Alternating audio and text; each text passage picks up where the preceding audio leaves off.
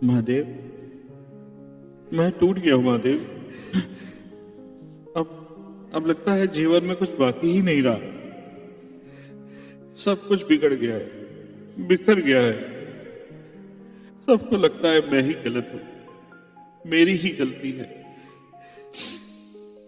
क्या इतना बुरा हूं मैं महादेव?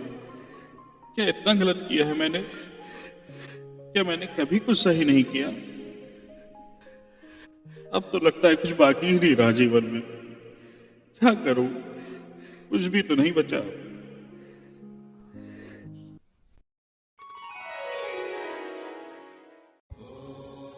शांत हो जाओ पुत्र, अपनी आंखें पोछो और मेरी बातें ध्यान से सुनो। तुम्हारे मन में जो ये भारीपन है, जो ये शोर है, ये सब कुछ समाप्त हो गया। ये केवल एक भ्रम है। मनुष्य की दृष्टि बहुत ही सीमित है। वे केवल परिणाम देखते हैं, लेकिन मैं तुम्हारा प्रयास और तुम्हारा हृदय भी देखता हूं। स्वयं को दोष देना बंद करो पुत्र। मुझे ज्ञात है कि सारा संसार तुम्हें कड़वी बातें सुनाता है। लोग तुम्हें गलत कहते हैं क्योंकि वे तुम्हारी यात्रा को नहीं जानते। गलती करना मनुष्य का स्वभाव है। यदि तुमने कुछ गलत किया भी है तो वो तुम्हारा अंत नहीं है, वह एक सीख है। लोग आज जो कह रहे हैं, कल स्थिति बदलेगी। उनके बोल भी बदल जाएंगे। उनकी बातों को सत्य मानकर खुद को बुरा मत समझो। जिसे तुम बिखरना कह रहे हो, वह वास्तव पुनर्गठन की प्रक्रिया है। यदि आज सब कुछ बिखर गया तो समझो कि प्रकृति तुम्हें शून्य से कुछ विराट बनाने का अवसर दे देती है।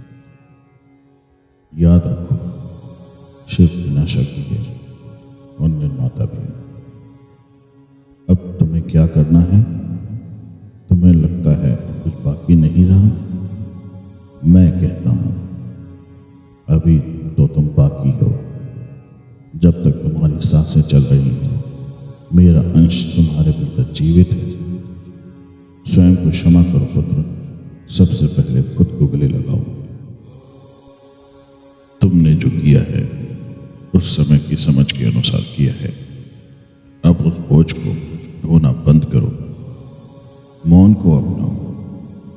जब बाहर बहुत ही शोर हो तो भीतर की शांति में शरण दो। ध्यान करो और महसूस करो कि मैं तुम्हारे साथ हूं। कर्तव्य पे ध्यान दो। परिणाम की चिंता मुझ पे छोड़ दो। जो बिखर गया है उसे समेटने की कोशिश में खुद को मत थकाओ। जो हाथ में है वहीं से छोटी शुरुआत करो।